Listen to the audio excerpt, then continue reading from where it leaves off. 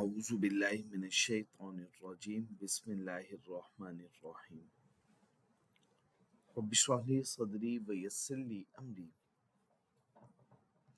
वहलुल उक़दतम मिन लिसानी यफ़क़हू क़ौली रब्बि ज़िदनी इल्मा अल्लाहुम्मा अरिनल हक़्क़ हक़्क़न वरज़ुक़ना इत्तिबाअह व अरिनल बातिला बातिलन वरज़ुक़ना इज्तिनाबह आमीन या रब्बल आलमीन। अल्लाहुम्मा तहिर क़ुलूबना मिनन निफ़ाक़ व अअमालना मिनर रिया व अलसिनतना मिनल कज़िब व अअयुनना मिनल ख़ियाना फ़इन्नका तअलमु ख़ाइनतल अअयुनि व मा तुख़फ़िस सुदूर आमीन या रब्बल आलमीन।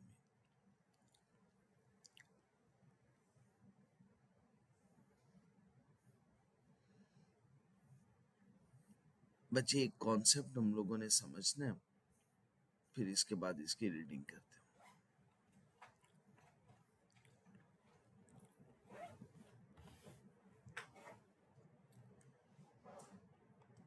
लेट्स सपोज बिस्मिल्लाहिर्रहमानिर्रहीम ABC लिमिटेड एक कंपनी है, एक पर्सन है mister A, commission agent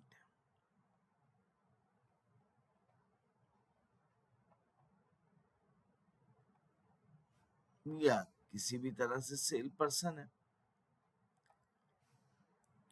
company इसको कमीशन पे करती है ऑन सेल।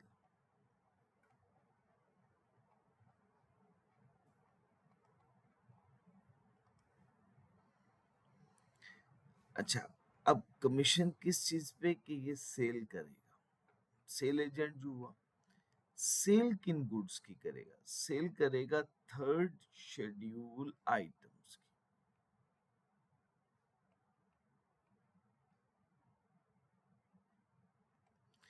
ये किसके थर्ड शेड्यूल? सेल्स टैक्स के।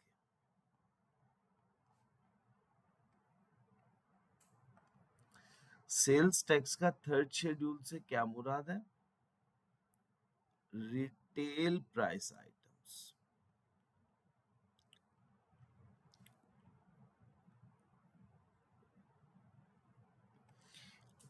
ऐसी आइटम्स जो प्रॉपरली पैक्ड होती हैं, प्रॉपर पैकिंग में मौजूद होती है। जैसे फॉर एग्जांपल कॉस्मेटिक्स की आइटम्स क्या प्रॉपर पैकिंग में होती है या नहीं होती? जैसे सोप हो गया, इसी तरह से टिश्यू पेपर्स हो गए, शैम्पू हो गया, इसी तरह से कॉस्मेटिक्स की क्रीम्स वगैरह हो गई। ये क्या है? प्रॉपर पैकिंग में होती है या नहीं होती? इसी तरह से स्पेयर पार्ट्स, किसके स्पेयर पार्ट्स? गाड़ियों के या मोटरसाइकिल के, क्या वो प्रॉपर पैकिंग में नहीं आते? आते हैं ना। अच्छा, इसी तरह से और भी बहुत सारी आइटम्स है, जैसे डेयरी प्रोडक्ट में आइसक्रीम वगैरह हो गई, क्या वो प्रॉपर पैकिंग में नहीं होती? इन आइटम्स को हम कहते हैं थर्ड शेड्यूल आइटम्स। इन्हें क्या बोलते हैं? रिटेल आइटम्स या रिटेल प्राइस आइटम्स। ये सेल्स टैक्स के थर्ड शेड्यूल आइटम्स की बात हो रही। ठीक हो गया? अब बात समझनी है अच्छे से। अगर कंपनी किसी भी एजेंट को कमीशन पे कर रही है सेल की बेसिस पे, और इस कमीशन की अमाउंट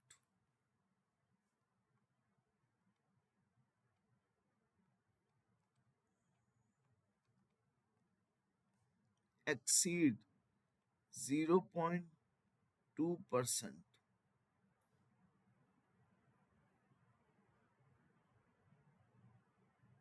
ऑफ सेल, अगर एक्सीड कर जाए, देन, और ये पर्सन, इसका नाम एक्टिव टैक्स पेयर लिस्ट में अपीयर होना चाहिए।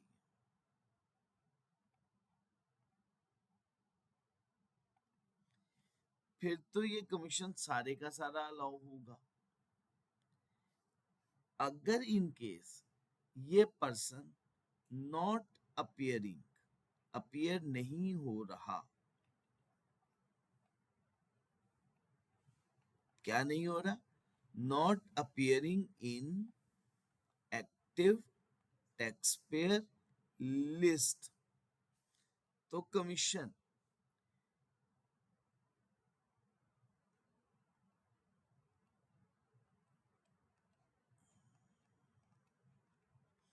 इन excess of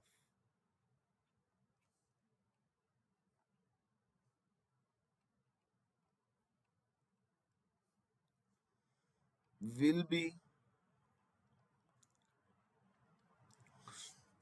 2% of sale will be disallowed।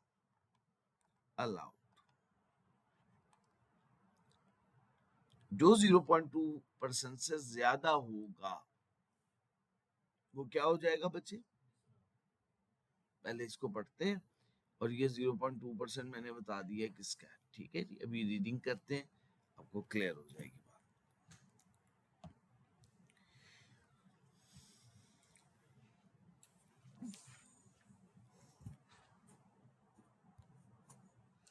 Any amount of commission paid और पेएबल, किसी भी तरह का कोई भी कमीशन जो कि पे किया या पेएबल है, ठीक हो गया। In respect of supply of products, जो कि कहां मौजूद है, थर्ड शेड्यूल। कौन सी आइटम्स की बात हो रही है, थर्ड शेड्यूल। और थर्ड शेड्यूल किसके, थर्ड शेड्यूल की, where the amount of commission paid, commission ज्यादा हो जाए, किससे ज्यादा हो जाए, किसका, सप्लाईज, सप्लाईज मीन सेल का, ग्रॉस सेल्स के 0.2% से ज्यादा हो जाए, there of unless the person to whom commission is paid or payable, as the case may be, is appearing in the active taxpayer list under this ordinance। ठीक हो गया। तो उसका नाम एक्टिव टैक्स पेयर लिस्ट में होना जरूरी है। अगर वो एक्टिव टैक्स पेयर लिस्ट में उसका नाम है फिर तो सारे का सारा अलाउ हो जाएगा। बट अगर उसका नाम एक्टिव टैक्स पेयर लिस्ट में मौजूद नहीं है तो जो 0.2% ऑफ ग्रॉस सप्लाई से ज्यादा पे किया जाएगा इन एक्सेस ऑफ दैट, वो क्या हो जाएगा, डिसअलाउ।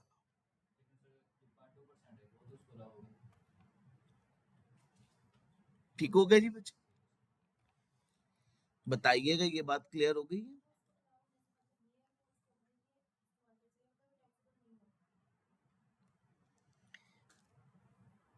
एक मिनट बच्चे, ये बात हम किसके लिए कर रहे हैं, ये एक्सपेंसेस की बात हो रही है, ये इसके एक्सपेंस की बात हो रही है।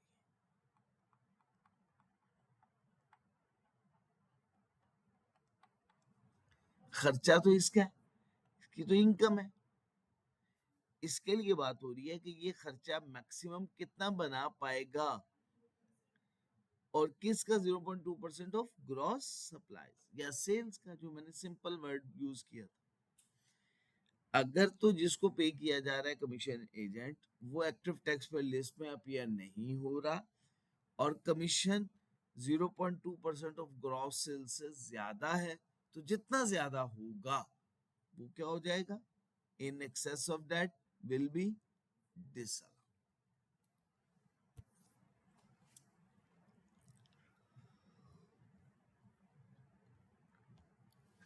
अब बताइएगा बच्चे, बात क्लियर हो गई है, एक दफा खुद से रीडिंग कर लें इसकी।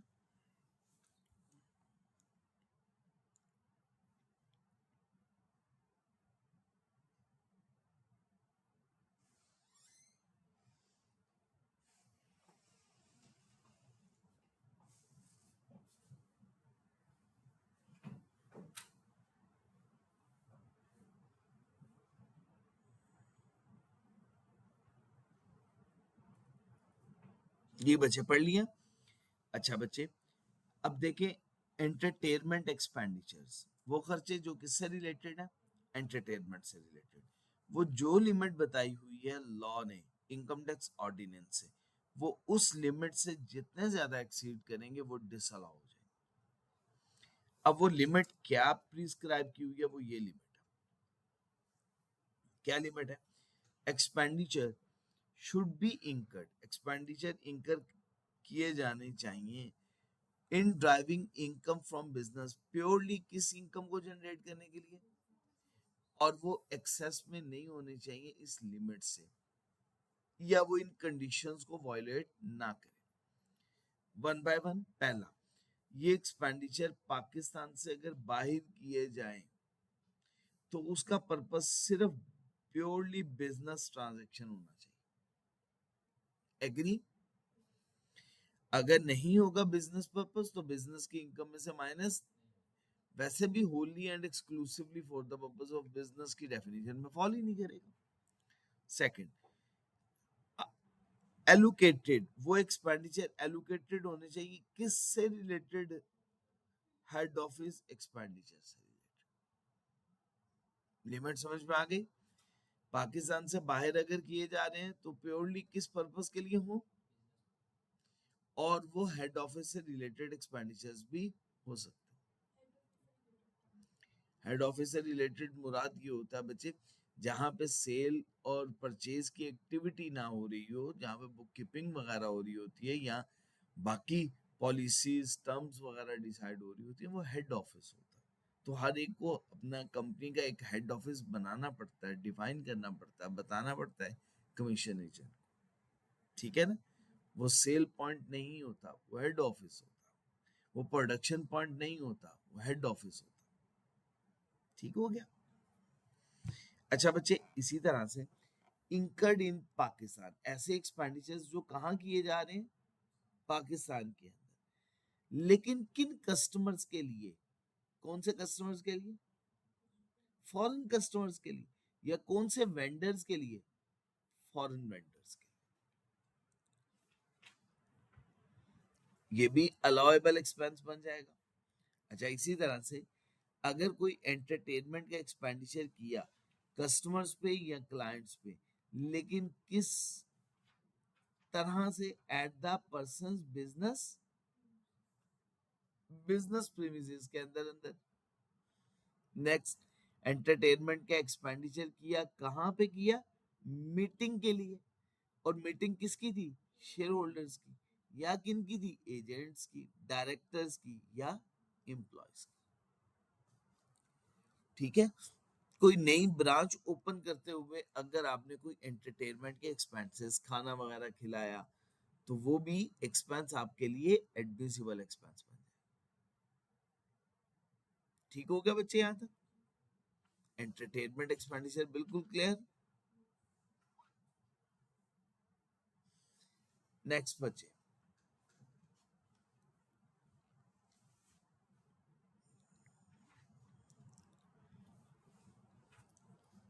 अगर कोई भी कंट्रीब्यूशन पे करे कोई भी पर्सन किसी भी फंड में, लेकिन वो फंड अगर रिकॉग्नाइज ना हो, कौन सा fund? Provident fund, approved superannuation fund, या अप्रूव्ड ग्रेचुटी फंड, या अप्रूव्ड पेंशन फंड। ठीक हो गया? Any contribution made by a person to a fund that is not recognized, provident fund, not recognized, approved superannuation fund, not recognized, approved gratuity fund, और approved pension fund।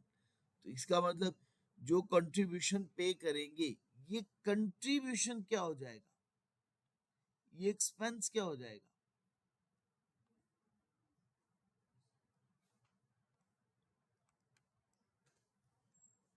ठीक हो गया बच्चे?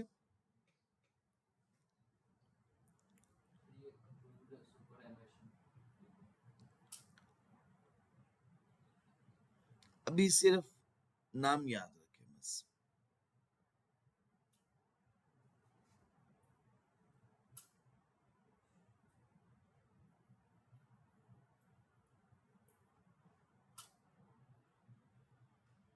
ठीक हो गया जी बच्चे? ये बात फोकस किस पे था? अब जरा देखिए, अब हम बात करने लगे हैं कि 50% से ज्यादा जितना भी कंट्रीब्यूशन होगा वो डिसअलाउ होना। किससे ज्यादा? अब इस केस में नॉट रिकॉग्नाइज वाली बात नहीं करेगा वो चाहे रिकॉग्नाइज हो। तो अब देखिए, an amount in excess of 50% of total contribution, total contribution के किससे ज्यादा? 50% से ज्यादा जो होगा। मींस अगर 100 है तो 50% तो अलाउ हो गया, 50% से ज्यादा कितना हुआ? बाकी 50। अच्छा, made by a person employer to, किस में बचे? Approved gratuity fund, approved pension fund या अप्रूव्ड सुपर एनुएशन फंड। जितना एक्सेस होगा वो क्या हो जाएगा बच्चे? डिसअलाउ।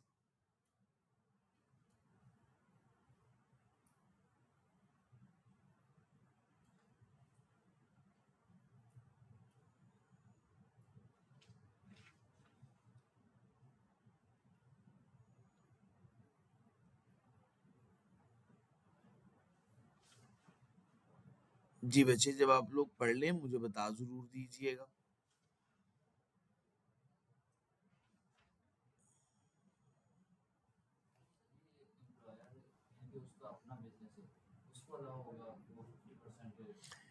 देखिए,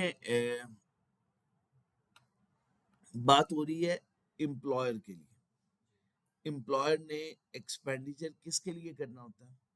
एम्प्लॉय के लिए। तो एम्प्लॉयर का क्या हो गया? एक्सपेंस। एम्प्लॉय की तो इनकम होगी, उसकी तो सैलरी में चला जाएगा। एम्प्लॉयर के लिए जो खर्चा है वो कंट्रीब्यूशन जितना उसने एम्प्लॉय के लिए दिया वो 100% एक्सपेंस अलाउ नहीं होगा, बल्कि उस कंट्रीब्यूशन का कितने परसेंट तक अलाउ होगा? 50%। ठीक होगा बच्चे? समझ आ गई बच्चे बात? दोबारा पढ़ लो एक दफा।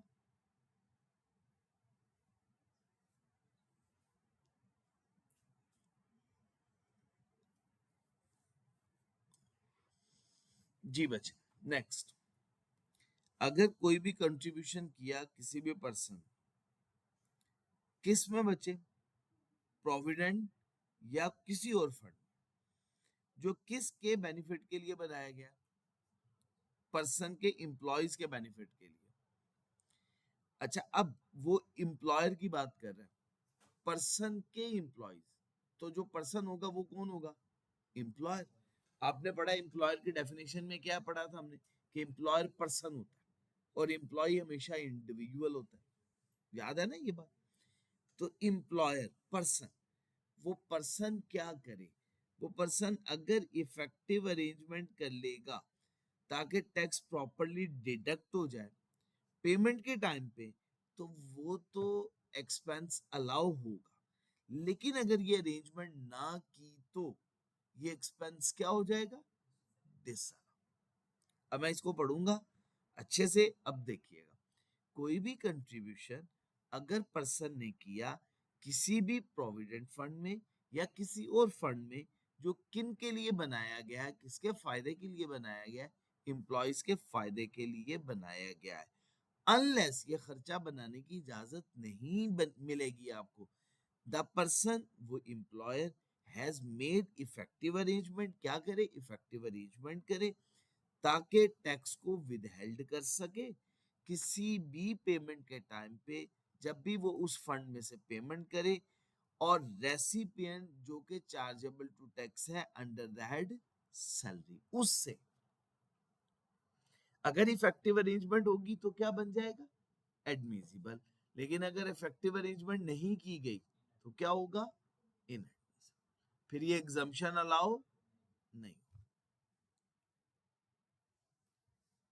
जी बच्चे, बात मुकम्मल हो गई। कोई भी फाइन या पेनल्टी पे की जाए किसकी वॉयलेशन के खिलाफ? किसी भी कानून, रूल या रेगुलेशन की खिलाफ वर्जी अगर हो जाए तो ये फाइन आपके लिए इनएडमिसिबल एक्सपेंस है, आप इसे अपना एक्सपेंस नहीं बना सकते।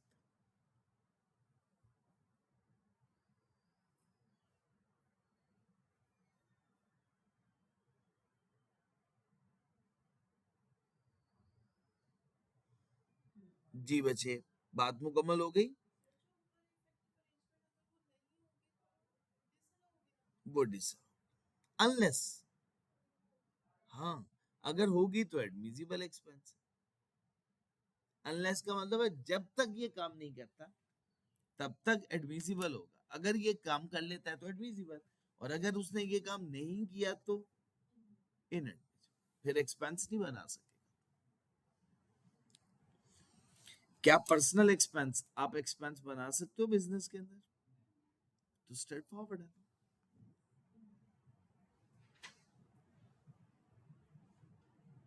ठीक है।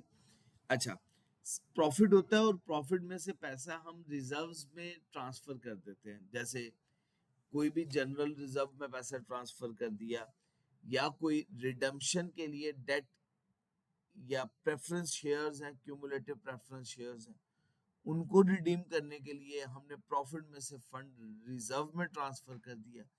क्या वो रिजर्व में जो ट्रांसफर किया हुआ प्रॉफिट है वो एडमिसिबल एक्सपेंस है? नहीं।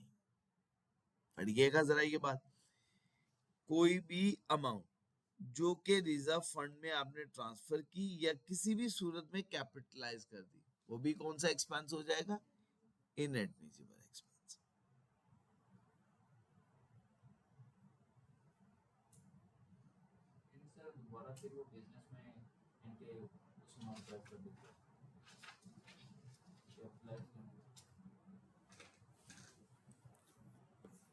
अभी आप आईएएस 8 पढ़ लेंगे ना अकाउंटिंग के अंदर, तो आपको क्लियर हो जाएगा। जैसे देखें, अगर हम प्रॉफिट की बात करें तो प्रॉफिट कैसे कैलकुलेट होता है? रेवेन्यू, इसमें से माइनस करेंगे कॉस्ट ऑफ सेल्स, कौन सा प्रॉफिट? Gross profit. इसमें ऐड होगी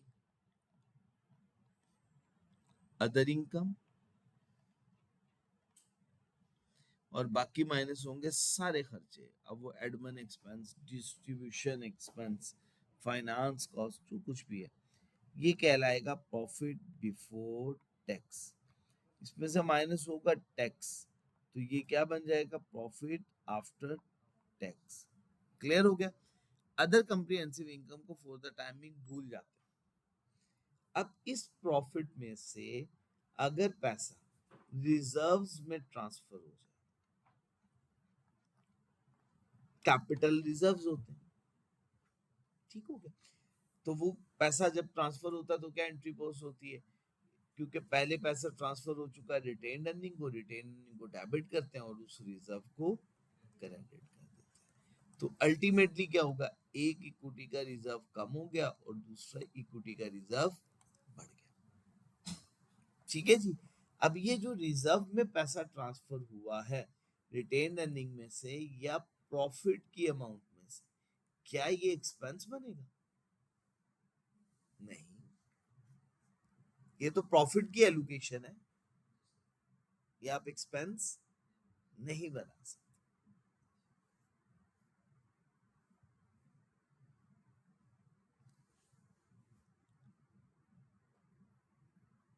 बहुत ही अहम उसूल है, बहुत ही अहम।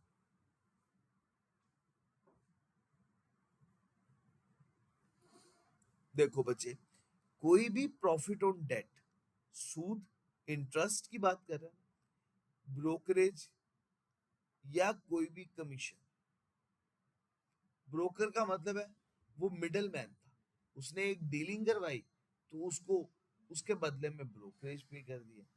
अब वो जितनी जितनी सेल करवाता जा रहा है उस पर कमीशन मिलता चला जा रहा है, या उसको सैलरी दी जा रही है, या किसी भी तरह की कोई भी रिम्यूनरेशन पे की जा रही है। पे कौन कर रहा है? एओपी। कौन पे कर रहा है? लेकिन पे किसको कर रहा है? अपने मेंबर को।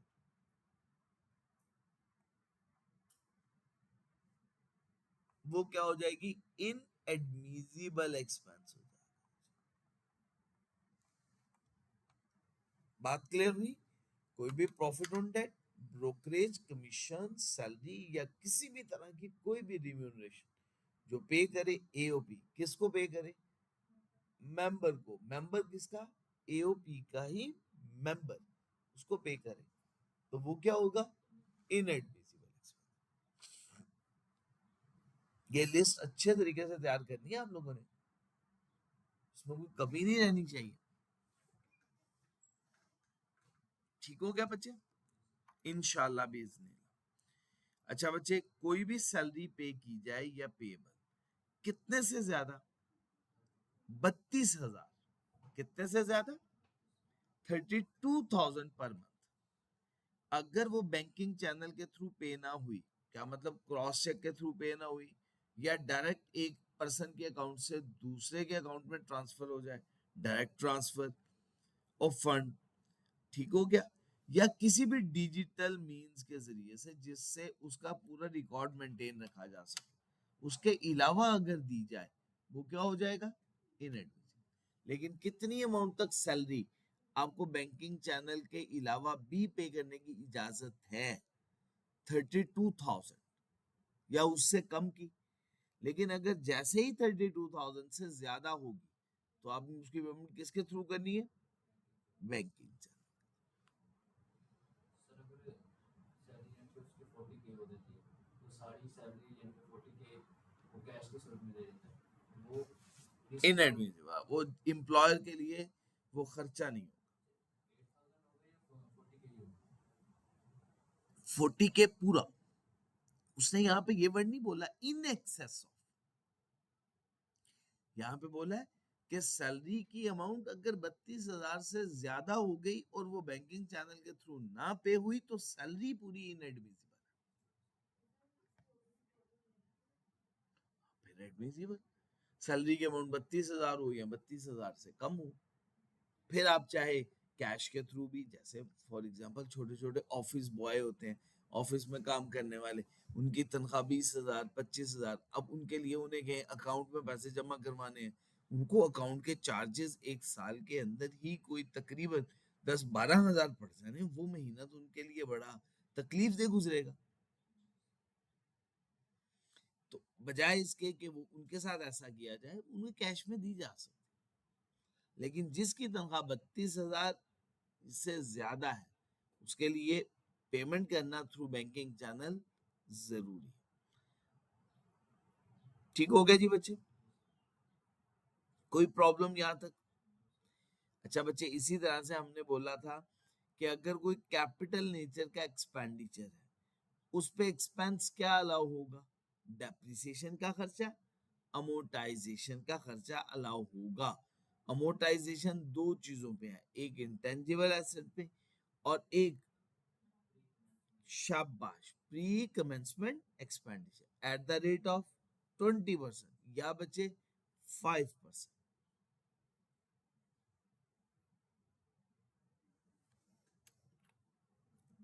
ये पढ़ लीजिएगा बच्चे, पॉइंट स्ट्रेट फॉरवर्ड है।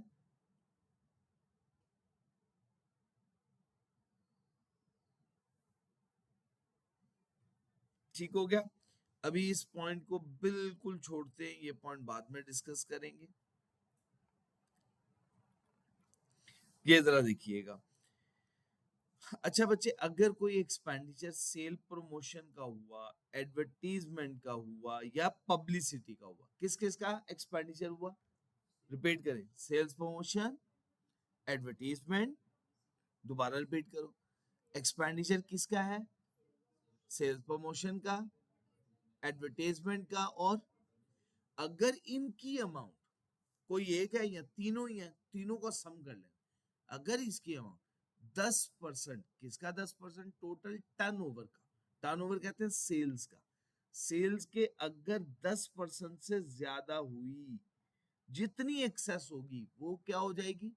इनएडमिसिबल। अब यहां पे याद रखिएगा, इन एक्सेस ऑफ 10% से ज्यादा वाले की बात हो रही है, वो डिसअलाउ है, सारा डिसअलाउ नहीं। जी बच्चे, पढ़िएगा इसको जरा, मुझे बताइएगा बात समझ में आई? और ये प्योरली किस पे अप्लाई होगा? फार्मास्यूटिकल, बिल्कुल, मैन्युफैक्चरर्स,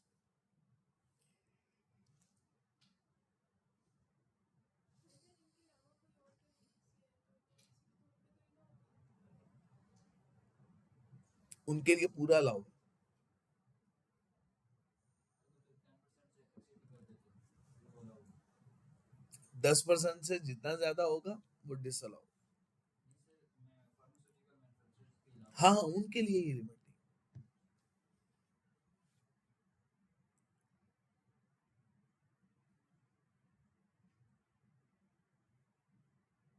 ठीक हो गया जी बच्चे यहाँ तक? अच्छा बच्चे, अब बात समझनी है। ये कंपनी है A B C limited. Imran साहब एक थोड़ी सी हेल्प कीजिएगा, वो फैन हुजूर में चल रहा है, बंद कर दीजिए। अच्छा बच्चे, लेट्स सपोज ये FBR, federal board of revenue. Federal board of revenue की तरफ से रिक्वायरमेंट है कि कंपनी के सेल पॉइंट्स,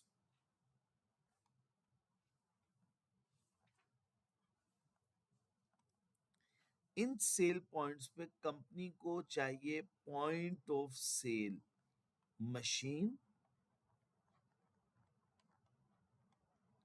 या सॉफ्टवेयर।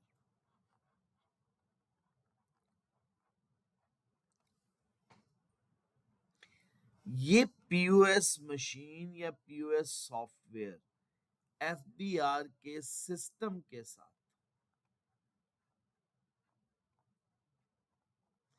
अटैच हो जाने चाहिए, उसे कहते हैं इंटीग्रेट होने चाहिए।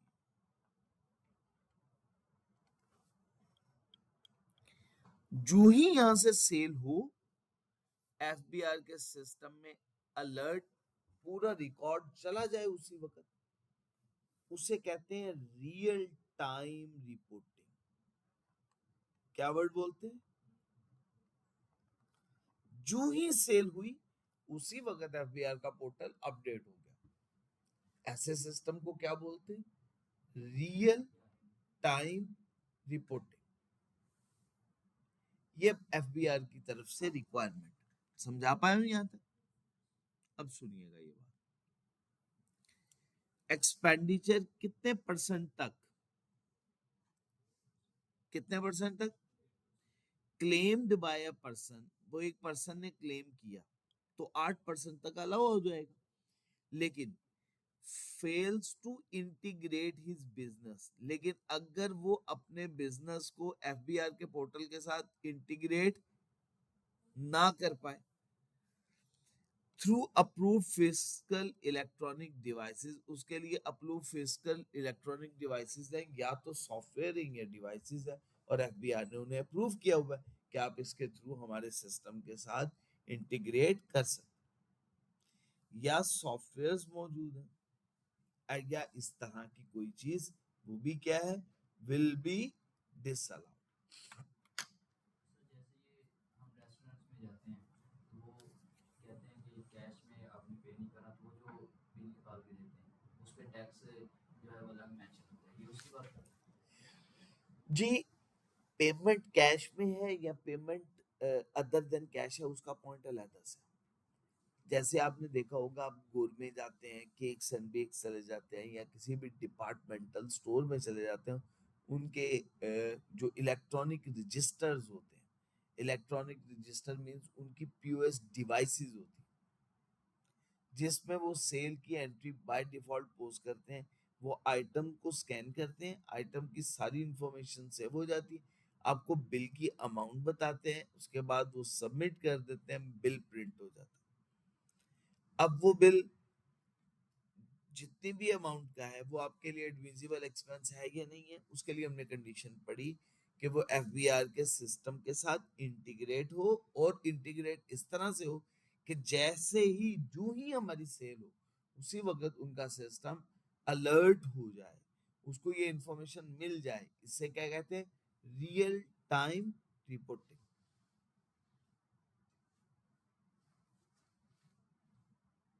ठीक है जी बच्चे, कोई कंफ्यूजन? कोई भी एक्सपेंडिचर, अब आया ये पॉइंट, ये बहुत इंपॉर्टेंट पॉइंट। अगर कोई भी एक्सपेंडिचर किसी भी ट्रांजैक्शन का पे किया या पेएबल है सिंगल अकाउंट हेड में, जिसकी अमाउंट कितने से ज्यादा हो जाए, 2.5 लाख से ज्यादा, कितने से ज्यादा? अब ये एग्रीगेट है।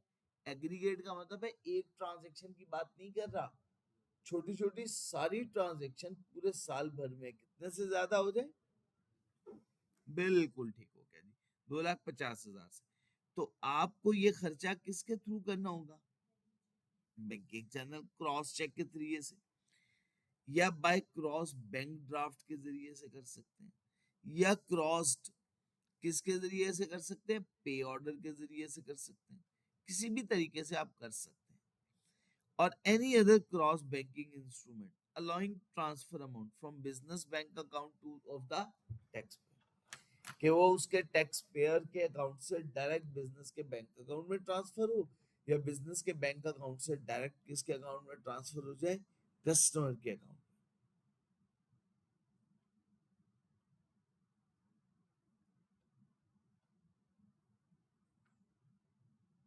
जी बच्चे, बात क्लियर हो गई है? इसमें कुछ एक्सेप्शंस मौजूद। वो क्या कहता है? अगर एक सिंगल एक्सपेंस है और उसकी अमाउंट 25,000 से ज्यादा नहीं है तो वो अलाउ होगा। क्या हो जाएगा? सिंगल अमाउंट कितनी अमाउंट तक होनी चाहिए, और छोटी छोटी अमाउंट्स मिलके कितनी अमाउंट से ज्यादा नहीं होनी चाहिए। अगर इससे ज्यादा हुई और बैंकिंग चैनल के थ्रू पेमेंट भी ना हुई तो फिर क्या हो जाएगी? डिसअलाउ। अब ये एक्स्ट्रा वाली डिसअलाउ नहीं होनी, सारी डिसअलाउ।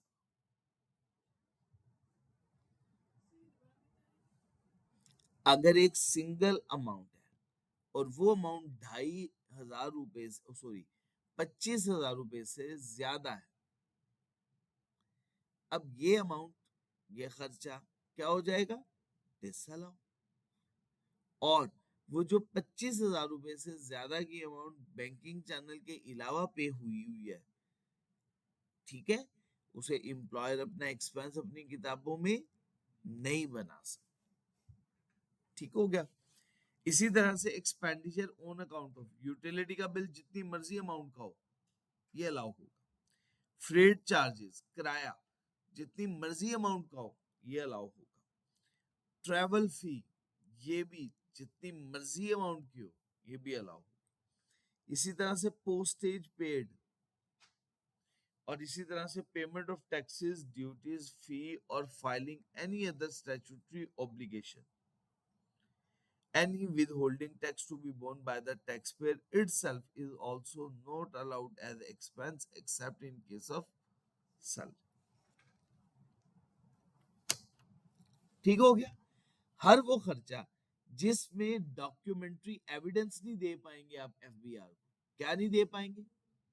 एविडेंस से क्या मुराद है? उसका प्रूफ, कि जी ये खर्चा वाकई हुआ, बिजनेस के नाम पे हुआ, बिजनेस ने बैंकिंग चैनल के थ्रू पेमेंट की है या कैश में पेमेंट की है। खर्चा तभी खर्चा बन सकता है, पहली बात तो ये हमने पढ़ा क्या, कि वो प्रॉफिट में से डिस्ट्रीब्यूट हो सकता है रिजर्व्स के अंदर। ठीक हो गया? तो हमने यहाँ पे एक और बात पढ़ ली कि अगर एक्सपेंडिचर कैपिटल, उससे एक्सपेंडिचर्स कोई भी किए और उसका एविडेंस आपके पास मेंटेन नहीं हुआ, ठीक, हाँ, वो डिसअलाउ हो जाए। अभी वो उसकी बात बाद में करेंगे फिक्स एसेट की, कि उसके लिए क्या। बताइएगा बच्चे, यहां तक बात क्लियर हो गई?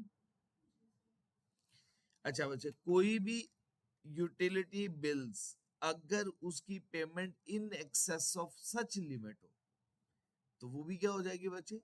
डिसअलाउ। और ये लिमिट अभी तक डिफाइंड नहीं, सारे ये लाओ। बात रूल तो बन गया, लेकिन चूंकि अभी लिमिट नहीं है तो इसका मतलब यूटिलिटी बिल अभी उसी लिमिट में ही है। जब तक लिमिट डिफाइन नहीं होती तब तक लिमिट में।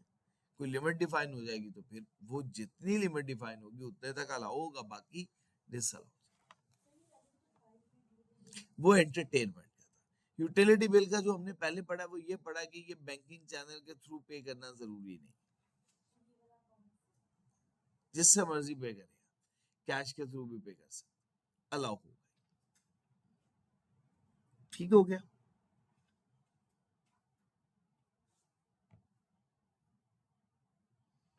दूसरा रूल, एक ये रूल भी अभी स्किप करते हैं।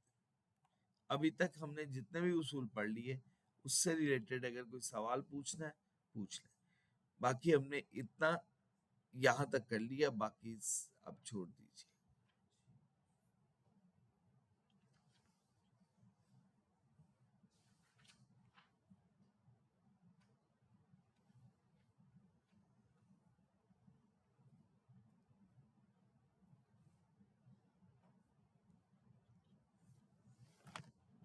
एक्सरसाइज खुद से कीजिएगा, आपका होमवर्क।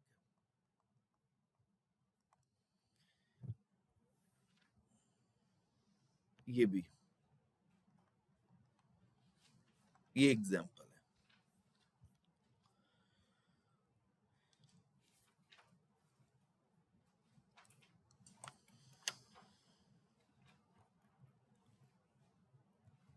अभी मैंने ये नई बातें पढ़ाई, ये स्पेशल प्रोविजंस हैं, इनकी बातें हम शुरू कर देंगे इंशाल्लाह कल से, जो स्पेशल बातें। और 2 पॉइंट्स अभी रहते हैं हमारे। यहां से वन बाय वन एक एक करके पढ़ना शुरू करो। पहले कमीशन पढ़ो।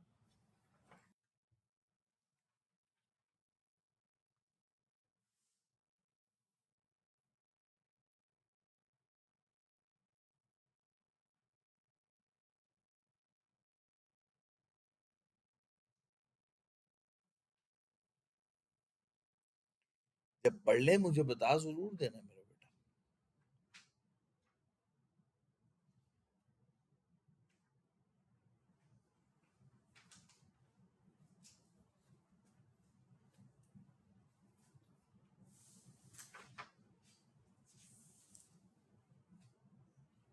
सर, जो मैटर होता है वो शेयर होल्डर्स तो नहीं होता, तो उसके साथ जो मीटिंग करता है उसको भी अलाउ होगा?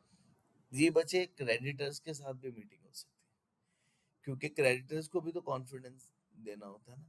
कंपनी को उन्होंने इन्वेस्टमेंट प्रोवाइड की हुई है, और बड़ी सस्ती इन्वेस्टमेंट दी हुई होती है, क्योंकि कंपनी उसके ऊपर कोई एडिशनल लोन वगैरह या इंटरेस्ट वगैरह सूद वगैरह पे नहीं कर रही, वो भी लोन ही है, और वो सबसे सस्ता लोन समझा जाता है। इसके बाद बच्चे एंटरटेनमेंट के एक्सपेंडिचर्स की लिस्ट पढ़ो। आज तो मैं पढ़ा रहा हूँ, नेक्स्ट क्लास में मैंने सुनना है ये।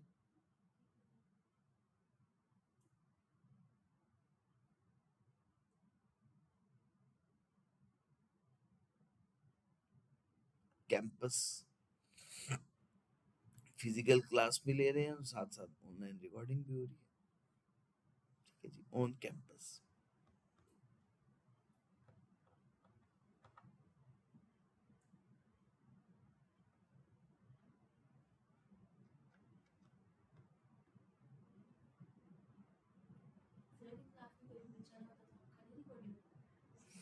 मुश्किल हो जाता है, कर लेता है लेकिन बहुत मुश्किल होता है बोलना।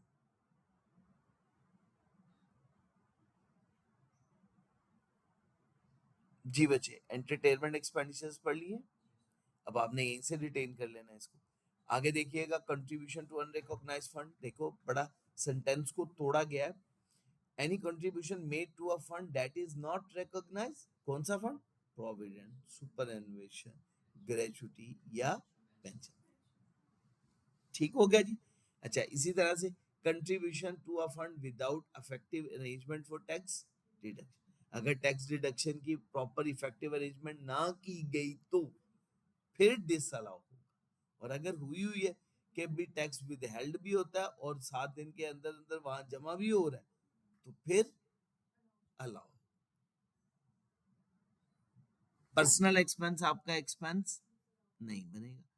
अगर किसी लॉ रेगुलेशन की वायलेशन की तो उस पर दिया जाने वाली पेनल्टी की अमाउंट वो भी इनएडमिसिबल एक्सपेंस। कोई भी प्रॉफिट में से आपने रिजर्व में ट्रांसफर कर दिया पैसा, वो भी बचे, एक्सपेंस आपका नहीं बन सकता। सर, ये पर्सनल एक्सपेंडिचर में जो ऑनर है बिजनेस का, वो हमने इधर लिखा था कि ट्रैवलिंग फेयर जो है वो अगर बिजनेस पर्पस के लिए होगा तो वो अलाउ इनके अलाउ होगा, तो इसमें पर्सनल में नहीं आ जाता? देखिए, जो पर्सनल एक्सपेंस है, पर्सनल एक्सपेंस का मतलब ये होता है कि वो ऑफिशियल ड्यूटी परफॉर्म करने के लिए नहीं किया गया, वो प्योरली आपने अपने प्राइवेट पर्पस के लिए, अपने पर्सनल, अपने जाती मफाद के लिए किया। घर में मेहमान आ गए, उनके लिए कोई खाने पीने की अशिया लेके आए, एंटरटेनमेंट का खर्चा तो है लेकिन बिजनेस का नहीं। ठीक हो गया जी बच्चे। उसके बाद बच्चे सैलरी किसी भी पार्टनर को दी जाए, प्रॉफिट ऑन डेट दिया जाए, कमीशन दिया जाए, ब्रोकरेज पी जाए या कोई भी रिम्यूनरेशन पे की जाए, एओपी अपने मेंबर को पे करे, क्या हो जाएगी बच्चे? Inadmissible. Salary paid otherwise than banking charge, salary कैसे पे हो रही है अदरवाइज देन? इसकी लिमिट क्या है? हाँ, सैलरी 32,000। अच्छा, यहाँ पे फिगर गलत लिखी गई है, मैं माजरत खाऊं, इसको ठीक कर लीजिएगा। ये फिगर कितनी आएगी?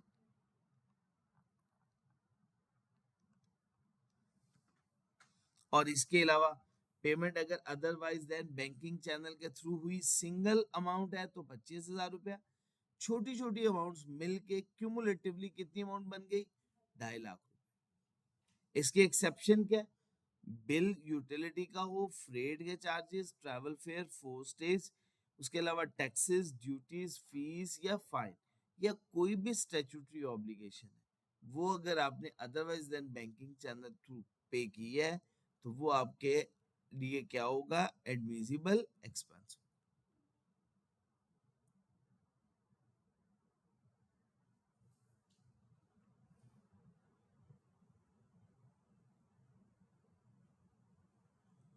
जी बच्चे, बात क्लियर हो गई। कैपिटल एक्सपेंडिचर ऐसा खर्चा जिसका फायदा बिजनेस को 1 साल से ज्यादा अरसे तक मिलेगा, उसके ऊपर डेप्रिसिएशन अमोर्टाइजेशन अलाउ होती है, वो पूरी अमाउंट आपका एक्सपेंस नहीं बन सकता। ठीक है जी। इसी तरह से pharmacy sale promotion, pharmacy sale promotion में हमने क्या पढ़ा कि अगर फार्मेसी के लिए सेल्स प्रमोशन की गई, एडवर्टीजमेंट की गई या कोई कंपेन चलाई गई और उसमें आपका खर्चा 10% ऑफ टर्नओवर से ज्यादा हुआ तो वो क्या हो जाएगा बच्चे? डिसअलाउ। ठीक है, सारा डिसअलाउ या एक्सेस वाला? एक्सेस वाला। ठीक है जी बच्चे, 10% तक अलाउ होगा, जितना एक्सेस होगा वो क्या हो जाएगा? यूटिलिटी बिल्स के एक्सपेंडिचर्स लिमिट से जितने ज्यादा होंगे वो क्या हो जाएंगे? डिसअलाउ। और इसकी कोई लिमिट नहीं, सारे एक्सपेंस अलाउ हो जाएंगे। Next, sales to unregistered person, ये अभी मैंने नहीं पढ़ाया ना? नहीं पढ़ाया, बाकी अभी मैंने नहीं पढ़ाया। हो गया यहां तक? लिस्ट तैयार कर लेंगे बच्चे। अब बच्चे आप लोगों ने लिस्ट तैयार करनी है और हमने करना क्या है? अब हमने स्टार्ट करने हैं न्यूमेरिकल सॉल्व। न्यूमेरिकल में जो एडिशनल पॉइंट आएगा मैं उसका पॉइंट यहाँ पे समझाया करूंगा। ठीक है जी बच्चे, तो मैं ये स्टार्ट कर रहा हूँ बच्चे, कब से? अभी से स्टार्ट कर रहे हैं। 22 चलें जी, नेक्स्ट क्लास से स्टार्ट करते हैं। सुब्हानक अल्लाहुम्मा व बिहम्दिक अशहदु अल्ला इलाहा इल्ला अंता अस्तगफिरुका व अतूबु इलैक।